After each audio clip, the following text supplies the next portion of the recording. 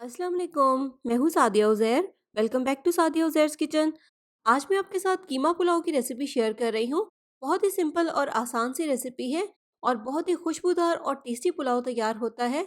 बहुत ही मज़े का पुलाव बनता है। इस ईद पर आप इसको एक बार ज़रूर ट्राई कीजिएगा और अपना फीडबैक भी ज़रूर मेरे साथ शेयर कीजिएगा। और हमेशा की तरह वीडियो पसंद आए तो लाइक शेयर भी कर दीजिएगा। चैनल पर नए हैं तो सब्सक्राइब भी कर लीजिएगा। चलिए स्टार्ट करेंगे आज की हमारी रेसिपी।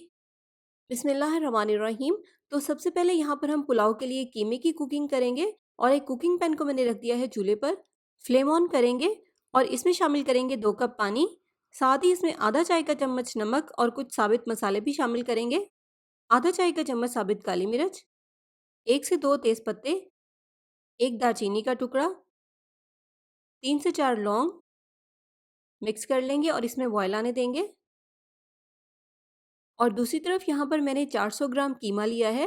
बीफ या मटन आप कोई भी ले सकते हैं। कीमे को इस उबलते हुए पानी में शामिल कर देंगे और इसमें दोबारा से बॉयल आने देंगे। बॉयल आने के बाद अब इसको कवर कर देंगे। कवर करके फ्लेम को बिल्कुल हल्का कर देंगे। हल्की आंच पर इसको 15 से 20 मिनट के लिए पकने देंगे ताकि कीमा बहुत अच्छे से पक जाए। यहाँ पर तकरीबन 15 से 20 मिनट हो गए हैं कीमे को पकते हुए और कीमा बहुत अच्छे से पक गया है। तो बस अब इसके नीचे फ्लेम को ऑफ कर देंगे और इसको चूल्हे पर से उतार लेंगे। और नेक्स्ट स्टेप में चावलों की फाइनल कुकिंग स्टार्ट करेंगे। कुकिंग पैन को मैंने चूल्हे पर रख दिया है। फ्लेम ऑन करके इसमें शामिल करेंगे आधा कप कुकिंग ऑयल। चावलों की निस्बत ये ऑयल थोड़ा सा कम है क्योंकि दम लगाते वक्त हम इसमें थोड़ा सा खालिस घी भी ऐड करेंगे। अब इसमें शामिल करेंगे 2 मीडियम साइज के स्लाइस किए हुए प्याज और साथ ही इसमें कुछ साबित मसाले शामिल करेंगे। सबसे पहले इसमें जाएंगे 2 तेज पत्ते, 2 दालचीनी के टुकड़े, 4 से 5 लौंग और 3 सब्ज इलायचियाँ, 1 पीस जावित्री का, 1 बादियान का फूल और 1 काली बड़ी इलायची, 1 चाय का चम्मच साबित ज़ीरा। अब इनको हल्का सा गुलाबी कलर आने तक फ्राई कर लेंगे। प्याज को यहाँ पर हमें बहुत ज़्यादा कलर नहीं देना क्योंकि कीमा भी डार्क होता है। अगर प्याज को हम यहाँ पर ज़्यादा कलर देंगे तो चावल बहुत ज़्यादा डार्क कलर के हो जाएंगे।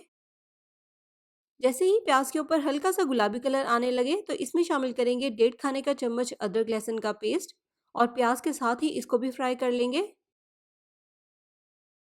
और प्याज का कलर जब इस तरह से हल्का सा गुलाबी हो जाएगा तो इसमें शामिल कर देंगे 2 खाने के चम्मच बारीक चॉप की हुई हरी मिर्चें। इस पुलाव में मैं लाल मिर्च का इस्तेमाल भी नहीं कर रही हूँ, लेकिन अगर आप चाहें तो अपने टेस्ट के अकॉर्डिंग लाल मिर्चें भी ऐड कर सकते हैं या अगर चाहें तो हरी मिर्चों की क्वांटिटी को ही बढ़ा दें। और अब इसमें कीमा शामिल कर देंगे जो हमने बॉईल करके रखा था। एक बार मिक्स कर लेंगे और साथ ही इसमें शामिल करेंगे 2 छोटे साइज़ के स्लाइस किए हुए टमाटर या आप एक ही बड़े साइज़ का टमाटर ऐड कर दें। आधा कप दही फेंट कर शामिल करेंगे। इसके अलावा यहाँ पर मैं इसमें 2.5 टीस्पून नमक के शामिल कर रही हूँ। अपने टेस्ट के मुताबिक आप कम ज़्यादा कर सकते हैं। ध्यान रहे कीमे में भी नमक ऐड है, इसलिए चावलों के अकॉर्डिंग इसमें नमक ऐड करें। 1 खाने का चम्मच नींबू का रस और 1 खाने का चम्मच इसमें भुना और कुटा हुआ धनिया ऐड करेंगे। मिक्स करेंगे और 4-5 मिनट तक मीडियम फ्लेम पर इसको पकने देंगे।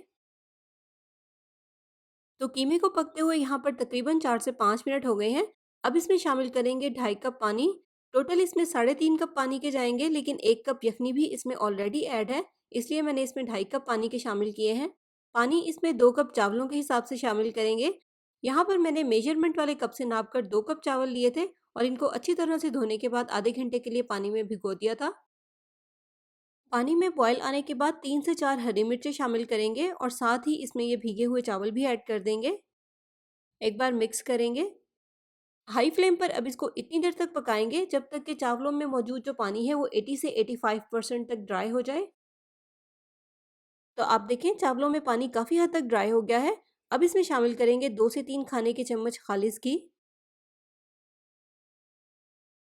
आधा चाय का चम्मच गरम मसाला पाउडर और आधा चाय का चम्मच भुना और पिसा हुआ ज़ीरा भी स्प्रिंकल कर देंगे। और अब फ्लेम को इसके नीचे बिल्कुल हल्का कर देंगे और इसे कवर कर देंगे। कवर करके हल्की आंच पर 15 से 20 मिनट के लिए इसको दम में पकने देंगे।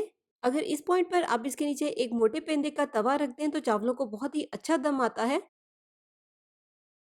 तो 15 से 20 मिनट के बाद चावलों को बहुत अच्छे से दम आ गया है। आप देखिए इसमें कितनी अच्छी स्टीम बनी है और चावल भी बहुत ही खिले खिले से बने हैं। अब आप इसको अपने पसंद के किसी भी रायते के साथ या सलाद के साथ सर्व कर सकते हैं, जो भी आपको पसंद हो।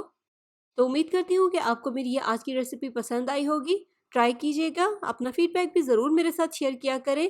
साथ ही साथ अगर आप मेरे चैनल पर नए हैं या अभी तक आपने मेरे चैनल को सब्सक्राइब नहीं किया तो सब्सक्राइब भी ज़रूर कर लीजिएगा।